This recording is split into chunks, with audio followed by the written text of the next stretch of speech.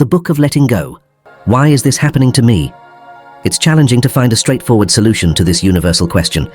In order to embrace the challenges that everyone encounters, it is important to adopt a fresh perspective and consider timeless truths. This means approaching life's fundamental principles in a similar manner to how mathematicians approach mathematics. Navigators approach navigation, chemists approach chemistry, and electricians approach electricity. They understand that it moves from a higher to a lower potential. They acquire knowledge about conductivity and insulation. They install the wiring in your house. Lesson 1. Why is this happening to me? Your mind functions as a guiding principle. So, you believe in looking inward to find guidance from a higher power. Consider things that are true, just, lovely, pure, honest, and of good report. Focus your thoughts on these things. True understanding arises when you approach your thoughts from the perspective of the divine within. There exists a principle of harmony, not of discord. A principle of beauty, not ugliness. A principle of joy, not sadness. A principle of love, not hate. A principle of wholeness and perfection. There is no principle of sickness. No one in the entire world could ever be healed if there were no simple and easy to understand solutions. Understand that when your thoughts are devoid of fear and worry, you are considering things from the perspective of the divine center within you, and God communicates, thinks, and acts through you. Thus your words are filled with wisdom, truth, and beauty. They bring about harmony, health, and peace. So it seems that you believe, thus originating from the divine core within. Many individuals fail to engage in critical thinking. Many people fail to engage in critical thinking. Instead, they mistakenly believe they are engaging in it. True thinking, specifically constructive thinking, is completely free from fear. Fear stems from external factors that have a causal effect. Externals are the result, not the root cause. It's important to keep in mind that if we don't think for ourselves, others will do the thinking for us. Why let someone else choose your mood when you have the power to decide for yourself? What about newspapers? Can you please provide more information about the headlines you are referring to? What about the collective consciousness? Everyone has their own perspective. We all share a collective consciousness. We all have the ability to communicate with each other telepathically. Everyone in this world is connected to us in some way. Thus, if you fail to engage in constructive, harmonious, and peaceful thinking, the collective consciousness of humanity will take charge of your thoughts. And the collective consciousness believes in tragedy, misfortune, sickness, disease, accidents, and it engages in hate, murder, and various other actions. Is that the type of mindset you desire to have, guiding your thoughts and influencing you? That's the result of not engaging in critical thinking. These negative vibrations, or thoughts of the mass mind, can affect you and manifest as accidents, misfortunes, sickness, or disease. There are unfortunate incidents happening in mines and aeroplane crashes on a regular basis.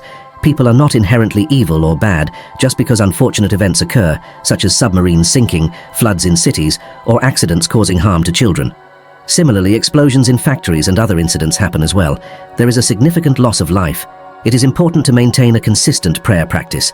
Maintain a strong spiritual connection by focusing your mind on the truths of God, which will help eliminate any thoughts that are not aligned with God. Do not dwell on the past or reminisce about old things. Instead, focus on what matters most to me. Leave the past behind and focus on what lies ahead. I am determined to reach the goal and win the prize. The Bible teaches that our actions have consequences. If we choose to cultivate positive thoughts of peace, harmony, health, beauty, and prosperity, we will experience the corresponding outcomes. On the other hand, if we allow negative thoughts of sickness, lack, strife, and contention to take root, we will inevitably face the repercussions of these choices.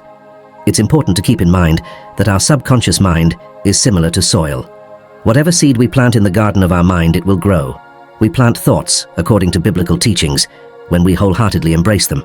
Your subconscious mind will manifest whatever your conscious mind truly believes, regardless of its accuracy.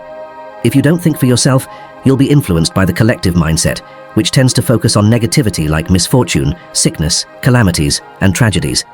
It is important for you to engage in independent thinking. Clear thinking is devoid of fear, worry, and anxiety, as it originates from the divine center within.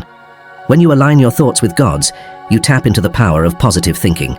So, you never ask someone, what were you thinking about so intensely? Perhaps they had no complex ideas at all. Perhaps they didn't engage in any personal prayers, and they responded, I am willing to accept whatever happens. Thus, the global consciousness acknowledges the existence of various illnesses and diseases. If you don't take the time to clear your mind, nobody else will do it for you. What is the impact on a home when you are absent for a period of 3 or 4 months? Unwanted rodents and insects make their way inside. Everything in the house goes wrong as the paint peels off the walls, making it uninhabitable. Just like you cleanse your body, it's important to also cleanse your mind. Regular shampooing is important to maintain cleanliness and clarity. Our subconscious mind has the power to manifest whatever we truly believe. A chaplain at a hospital in Massachusetts shared that she often encountered patients who expressed frustration with their circumstances, questioning why they had to go through such difficulties. Why is this happening to me? What could be the reason for God's anger towards me? Why am I being punished by God? I attend church regularly and strive to be charitable and kind-hearted. I can't help but wonder if I've unknowingly done something wrong, which may be the cause of my illness.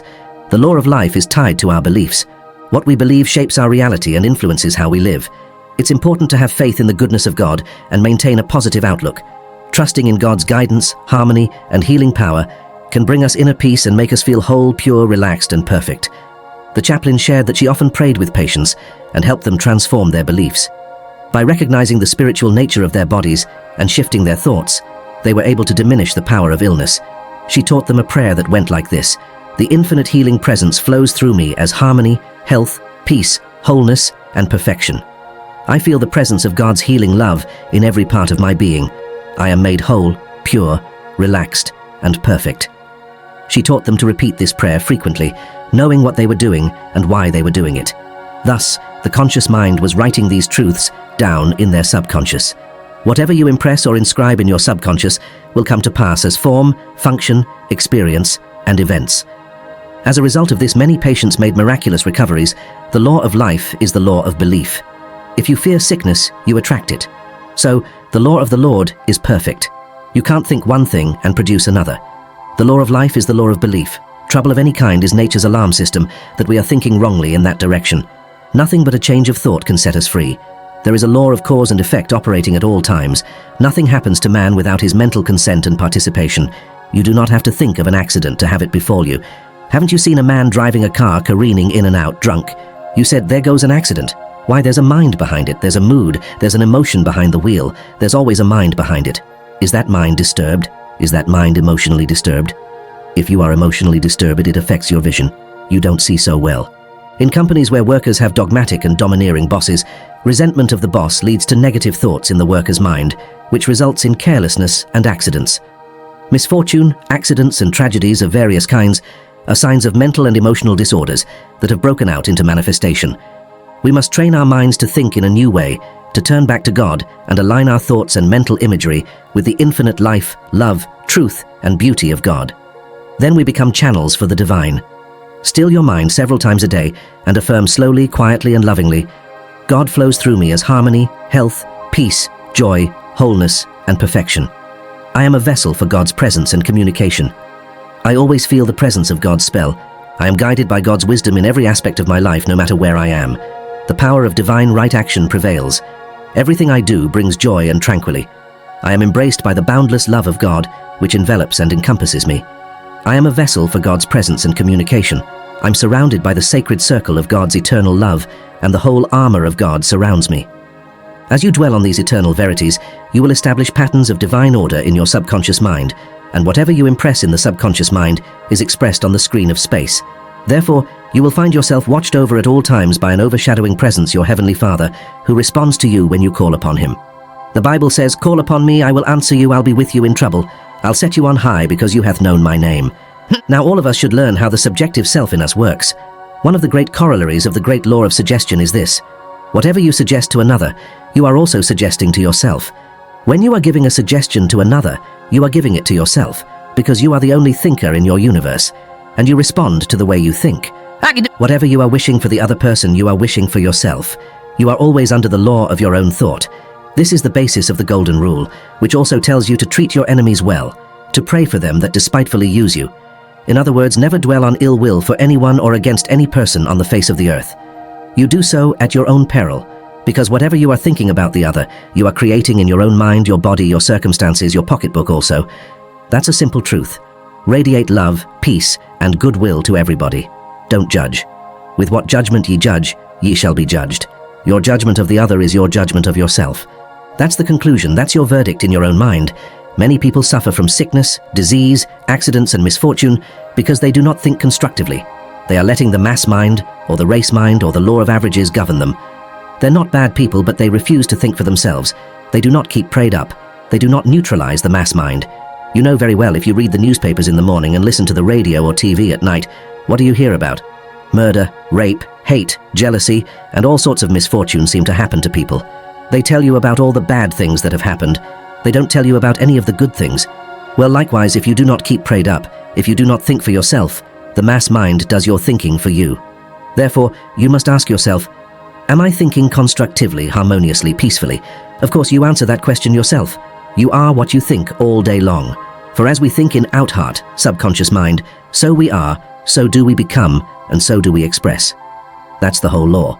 Whatever you sow in your mind, so shall you reap. All of us are in the mass mind, the race mind, the great psychic sea. The mass mind believes in sickness, accidents, death, misfortune, and tragedies of all kinds. If we do not do our own thinking, the mass mind, the race mind, will do our thinking for us. Gradually, the thoughts of the mass mind impinging on our consciousness may reach a point of saturation and precipitate as accident, sudden illness, calamity, heart attack, so-called tragedies that happen in the air, the sea. The majority of people do not think. They think they think. You are thinking when you differentiate between that which is false and that which is real. To think is to choose. How many people are thinking? You have the capacity to say yes and no. Let your conversation be yay, yay, and no, no. You say yes to the truth of being, and you reject everything unlike God or the truth. If the mental instrument could not choose, you would not be an individual. You have the ability to accept and reject. You can think on whatsoever things are true, lovely, noble, and godlike all day long. There is nothing in the entire world to stop you from thinking constructively, harmoniously, and peacefully. You are thinking when you know that there is an infinite intelligence which responds to your thoughts, and that no matter what the problem is, as you think about a divine solution and the happy ending, you will find the subjective wisdom within you, responding to you and revealing to you the perfect plan and show you the way to go. Everywhere you move today, suggestions of people in your office, in your home, radio, television, and all that, or the neighbors, their thoughts and their moods are playing upon the subtle receptivity of your mind. Whether you know it or not, these impressions are going down into your mind and muddling it and befouling it. If a building were left unattended for any length of time, you know what would happen to it. You have to give attention to what is true, what is noble, and what is of God. Over the years, I have had many people with medical problems come to me for advice. Some have truly serious problems, others are trivial. In any case, I strongly recommend their seeking professional medical help.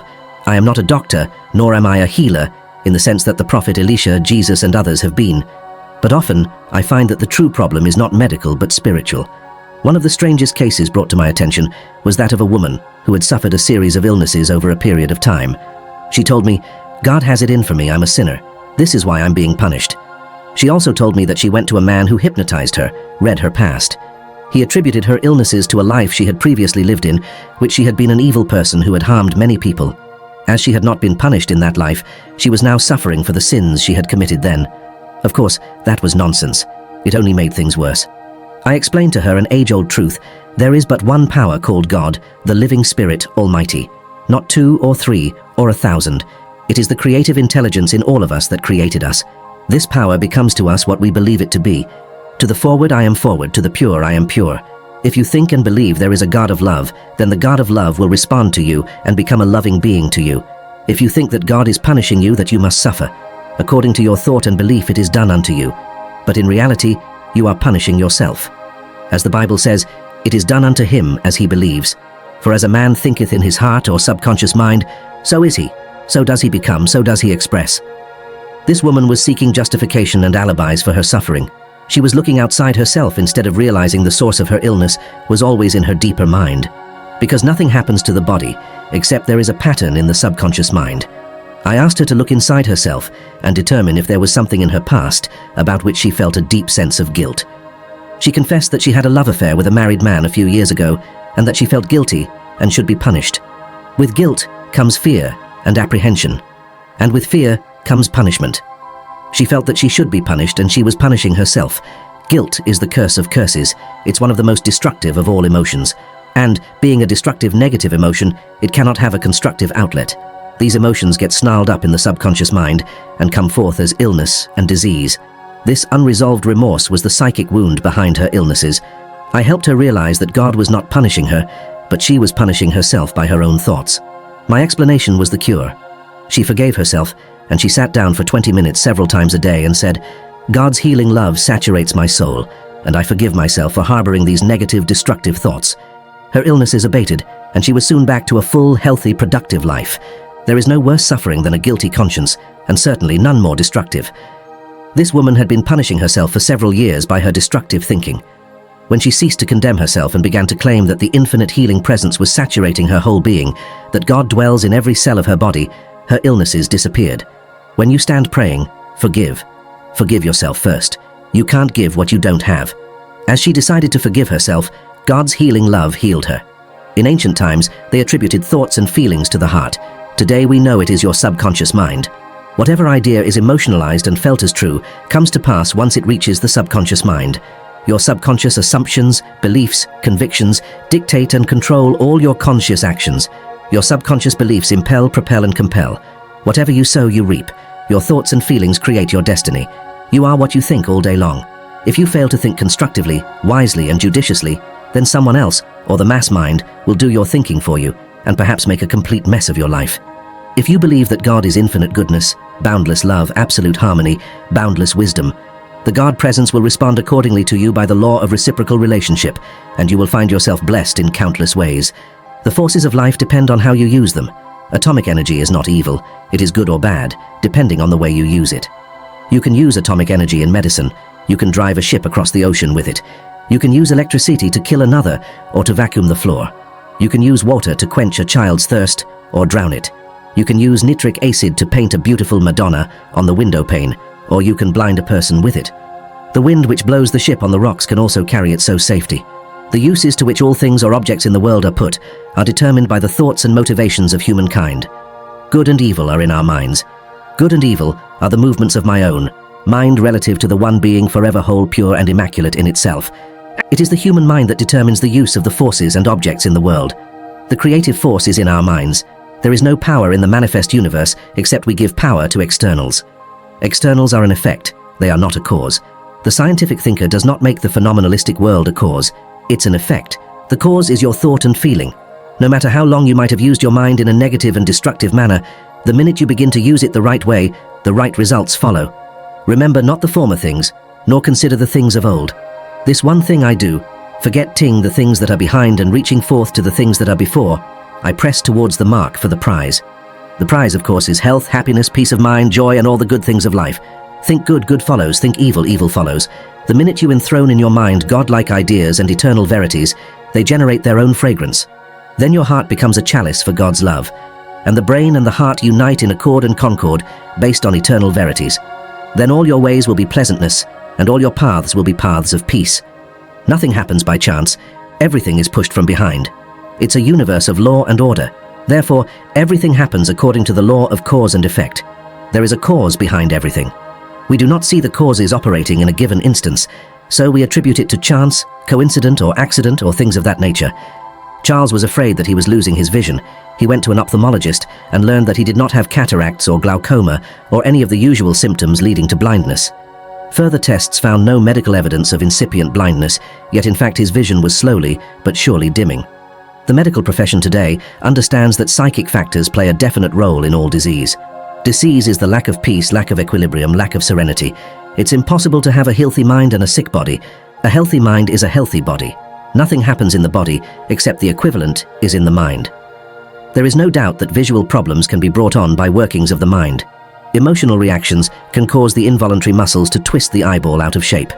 Treating the mental and emotional factors of the individual rather than just concentrating on the eyes may reveal the basic emotional factor, the reason why the subconscious mind is selecting an ailment that tends to shut out everything except the immediate surroundings. In my conversations with Charles, he constantly complained about his mother-in-law who was living in his home. He vehemently stated, "I can't stand the sight of that woman." He was full of suppressed rage. His emotional system, which could not stand the strain any longer, selected the eyes as a scapegoat. The explanation was the cure in this case. He was surprised to learn that negative emotions, if persisted in, snarl up in the subconscious mind. And being negative must have a negative outlet. The commands to his subconscious mind were negative. "I hate the sight of her. I don't want to see her anymore." I explained to him, "Your subconscious mind takes you literally." His statements were accepted by his subconscious mind, and the subconscious looked upon that as a request and proceeded to bring on loss of vision. He and his wife agreed that it would be best if his mother-in-law lived elsewhere. They arranged for her to move to a senior citizen facility not too far away. However, moving her to another residence alone would not solve the problem entirely. Charles had to erase his hatred of his mother-in-law from his mind. At my suggestion, he prayed for her by releasing her to God and wishing for her all the blessings of heaven. He did it in a very simple way. He said, "I surrender my mother-in-law, mentioning her name, to God completely. I send love, peace, and goodwill to her. May she be blessed with all the gifts from above. I understand what you're saying. I am being genuine. I declare it. It shall all come to pass, and the light of God shall shine upon her ways." As he continued to do that, I explained to him that he would know when he had completely accepted her, because he could meet her in his mind and there would be no sting there. He would no longer sizzle. His vision began to improve almost immediately, and soon his eyesight was restored to normal. The ophthalmologist looked at his eyes and said, "You solved your problem," and he had solved his problem. He could meet her in his mind and there was no sting there. He no longer sizzled. In the beginning of this chapter, we brought out that you should concentrate your thoughts on whatsoever things are true, lovely, noble, and godlike. Think on these things because you are what you think all day long, and our life is what our thoughts have made it. You don't want the irrational mass mind thinking in you, do you? No, you don't.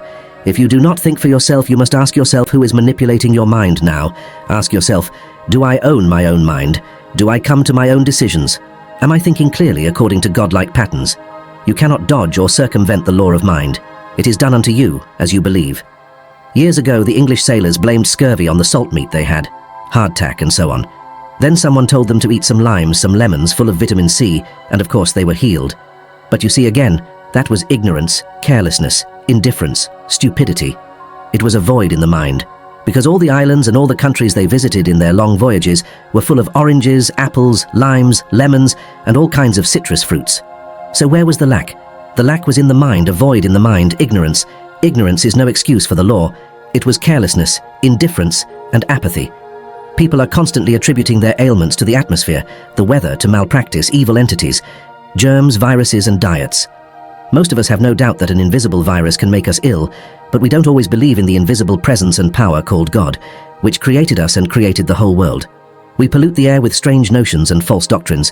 If we believe that by nearing an electric fan we can catch cold or get a stiff neck, that belief, when accepted, becomes our master and ruler and causes us to experience a cold. Millions of people sit under fans all over the world. They don't get a stiff neck, they don't get a cold. Millions of people go out in the night air. They don't get a chill or pneumonia ever. Millions of people get their feet wet. But maybe your mother said when you get your feet wet and you don't dry them and put on new socks, you'll get your death of cold or pneumonia or something. But the water never said, "I'll give you pneumonia, a chill, a fever, or anything." According to your belief, it is done unto you. According to your faith, it is done unto you. Your faith should be in the goodness of God in the land of the living, and the guidance of God, and the healing power of God, the abundance of God, and in the fact that an infinite intelligence responds to you when you call upon it. So, the fan is harmless, it's mechanical, it's innocuous.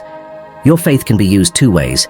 You can have faith in an invisible virus to give you the flu, or you can have faith in the invisible spirit within you to flow through you as harmony, health, peace, guidance, and right action as a God or spirit.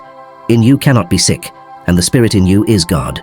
What is true of God is true of you, because the word individual means the indivisible one.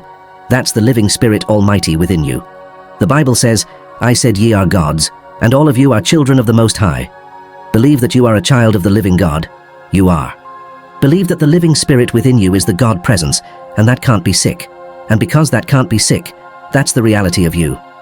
Emerson said we, humans, think our fate is alien because the cause is hidden.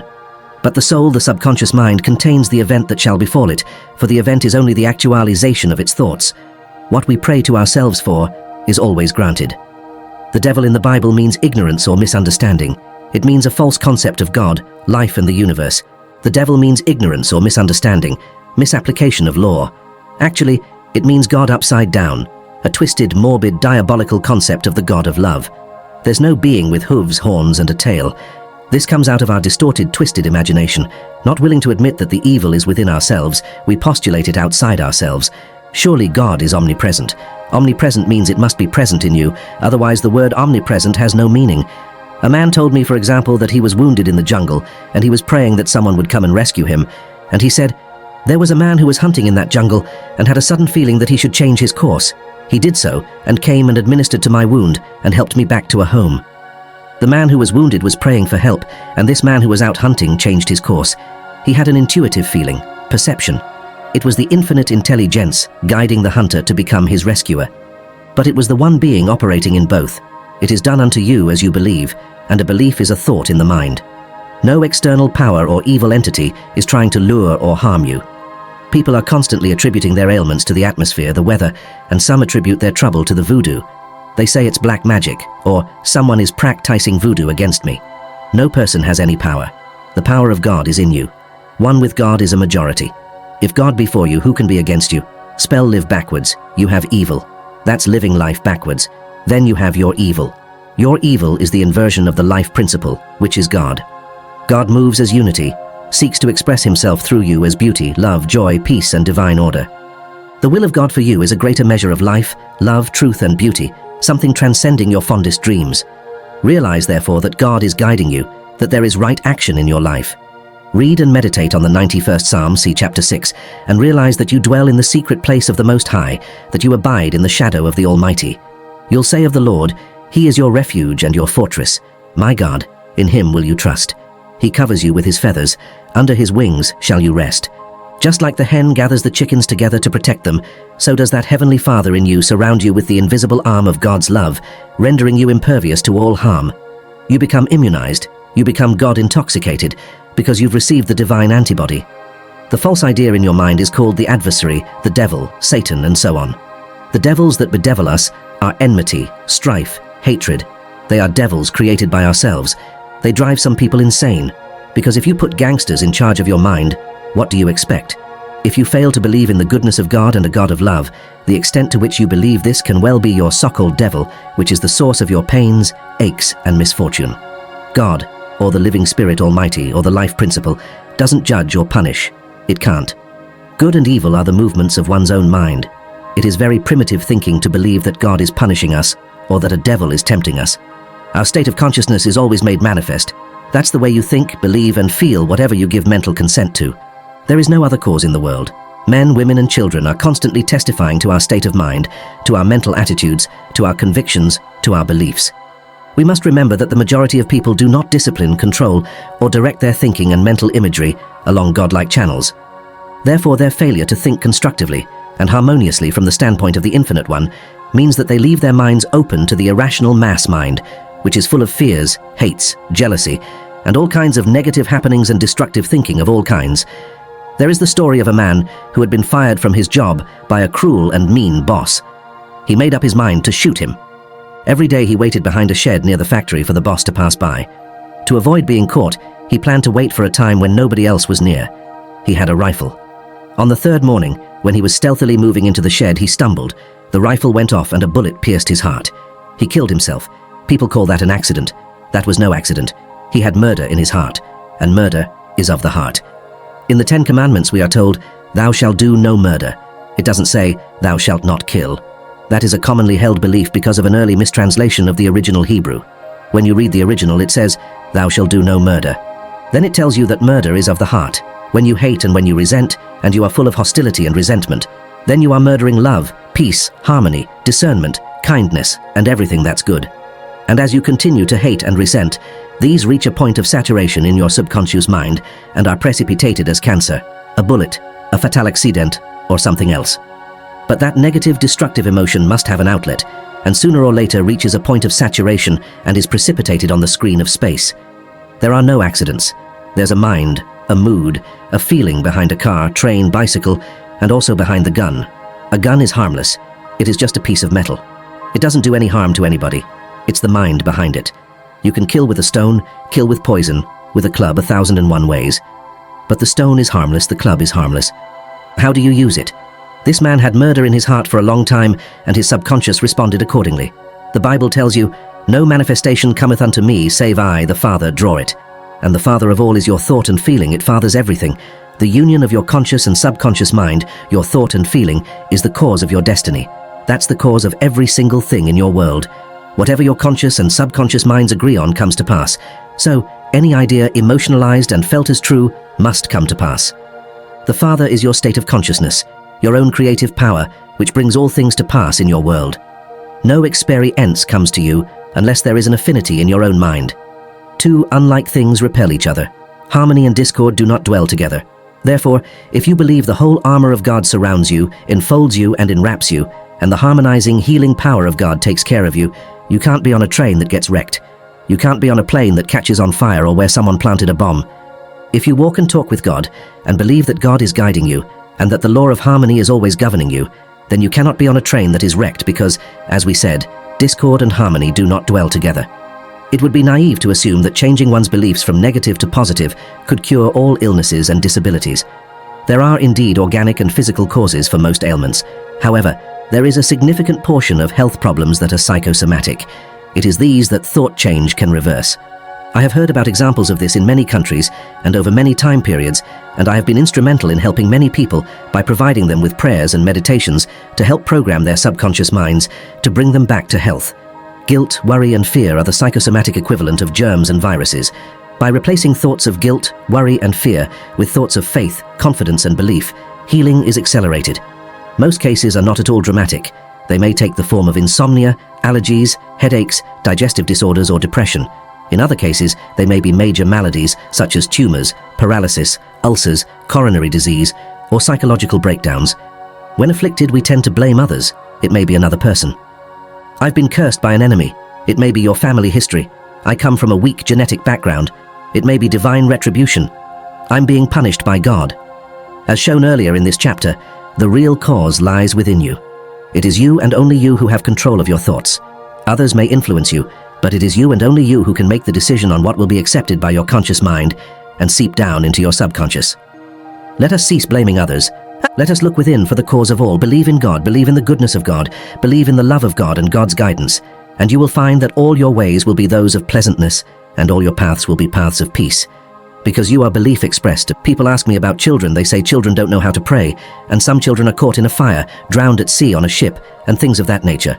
Well, children are under the watchful eyes of their parents. And God gave love to all fathers and all mothers, the lion and the lioness too, to all animals. God's love dwells within the father and mother, and it is their mission to cause that child to grow in the image and the likeness of the divine presence of God.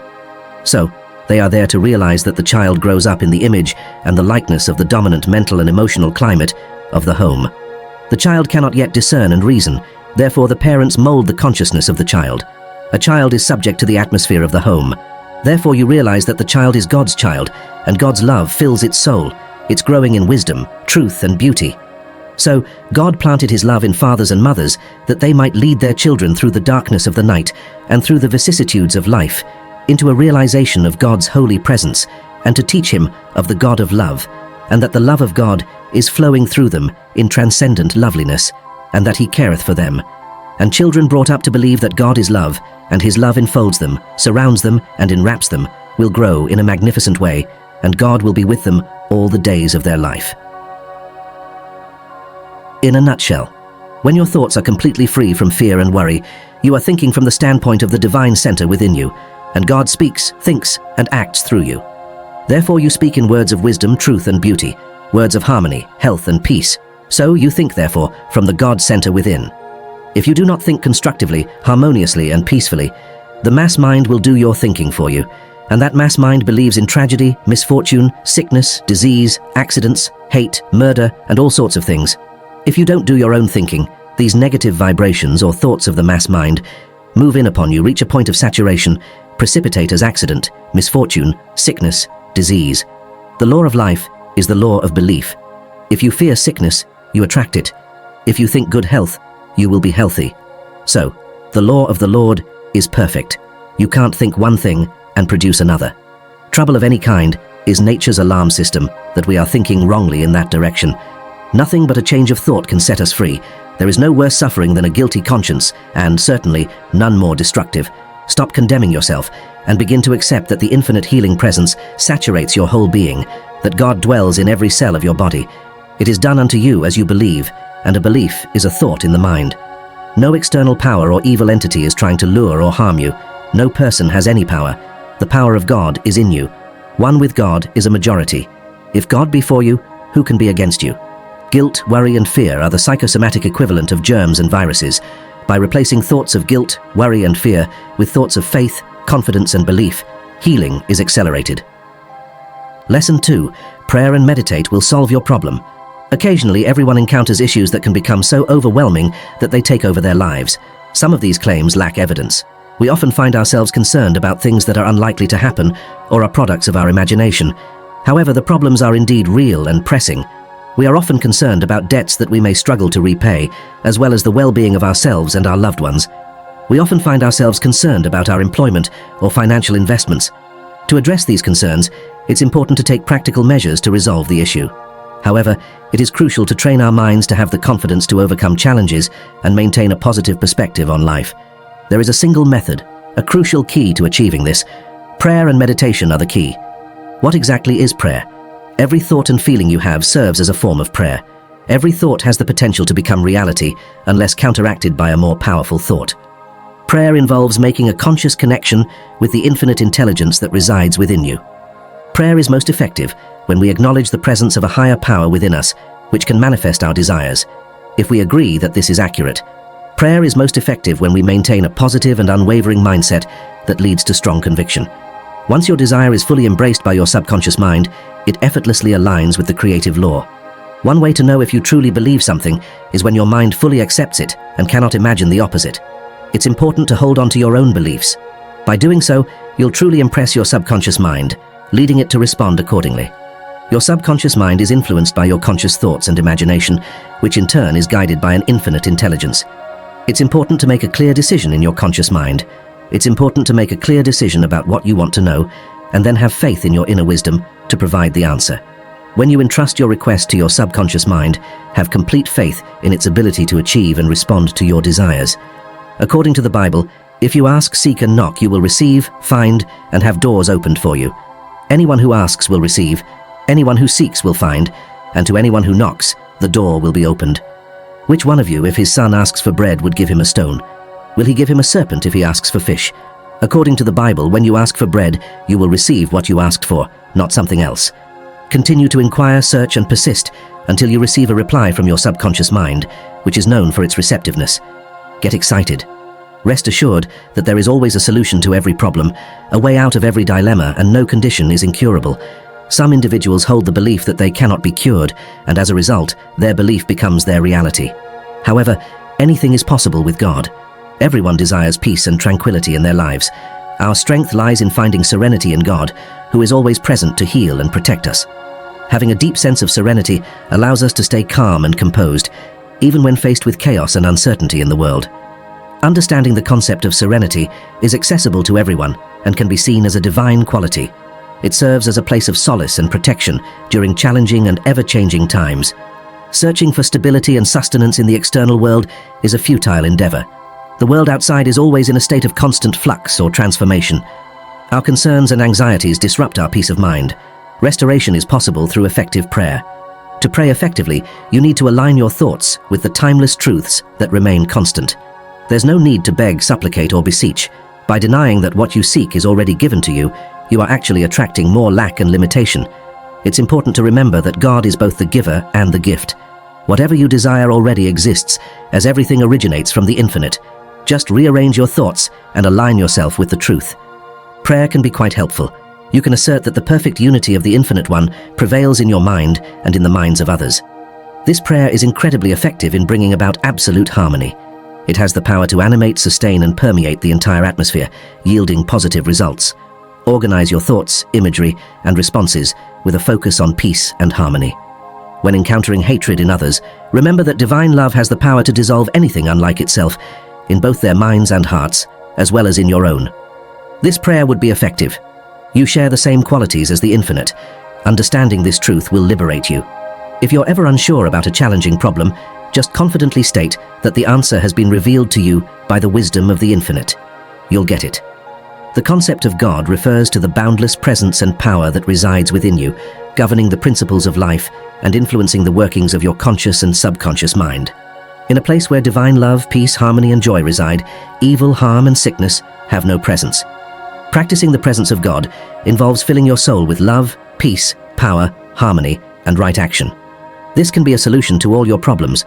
If you hold on to negative beliefs about sickness, disease, and failure, You will consistently experience the outcomes that align with those beliefs.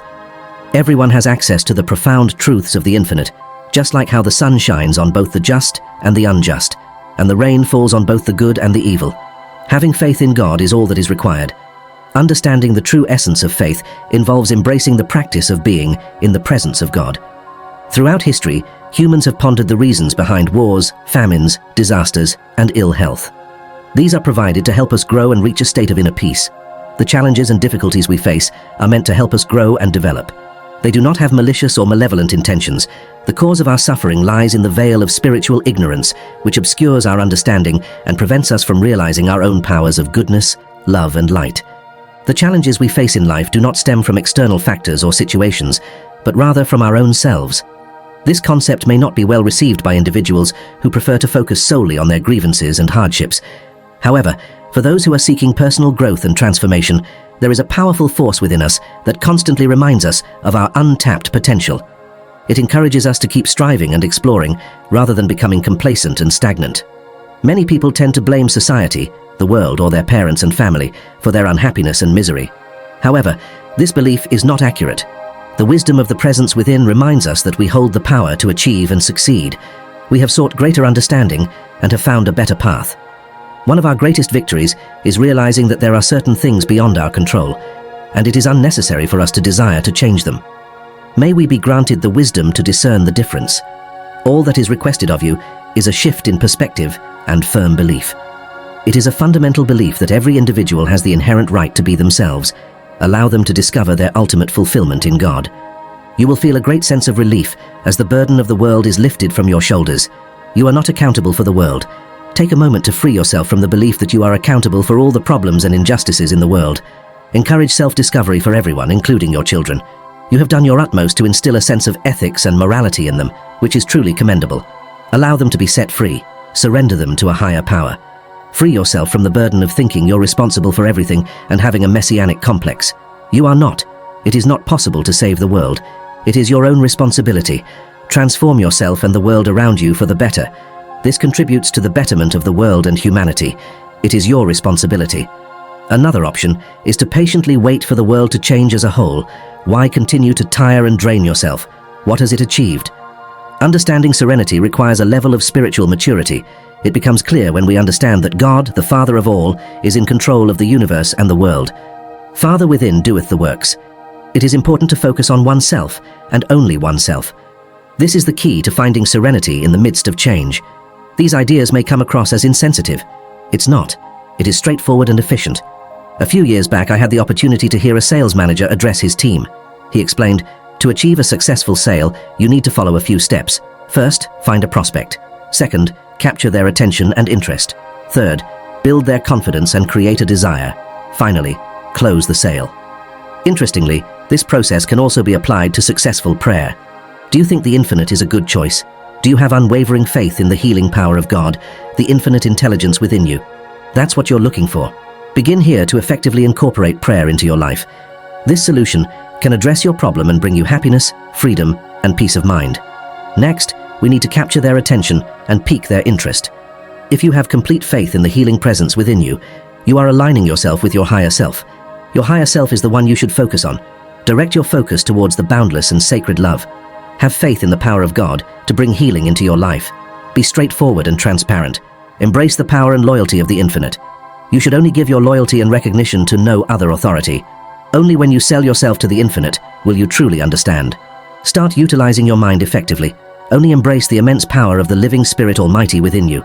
By clearing your mind of false beliefs, you can connect with the infinite presence and experience immediate healing. Put simply, to pray effectively, you must wholeheartedly devote yourself to the sole presence and power within you.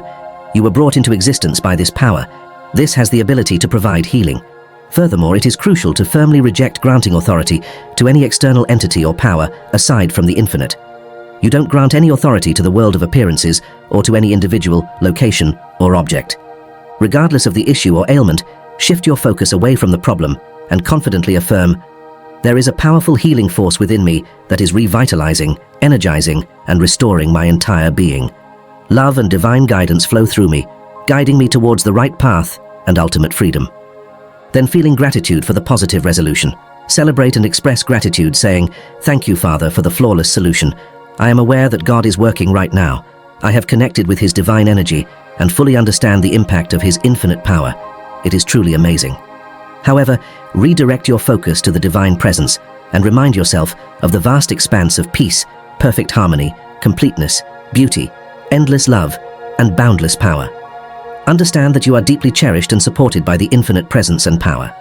As you engage in this prayer, fear will gradually diminish. Direct your focus towards God and His boundless love. Experience and understand that there is a singular healing power and its corresponding principle. No force can oppose the actions of the infinite. Embrace the gentle and heartfelt affirmation that the healing presence is flowing through you, bringing you complete wholeness. Experience the manifestation of harmony, beauty, and life within you as strength, peace, vitality, beauty, wholeness, and right action. When praying about a heart condition, it's important to focus on healing rather than the specific organ that is affected. This goes against the principles of spiritual thinking.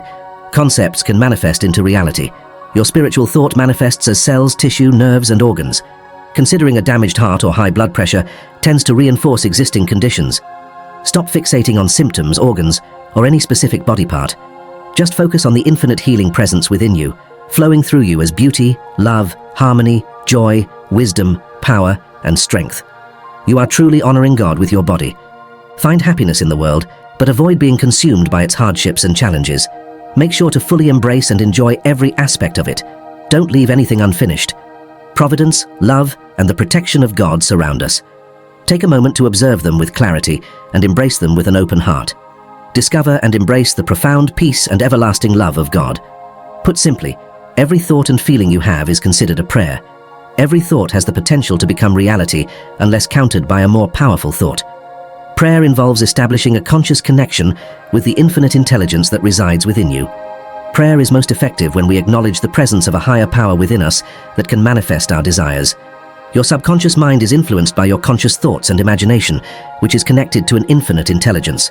When you entrust your request to your subconscious mind, have complete faith that it possesses the ability to achieve your desires and will respond accordingly. When you find yourself in conflict with someone, try to gather your thoughts and focus on promoting peace and harmony.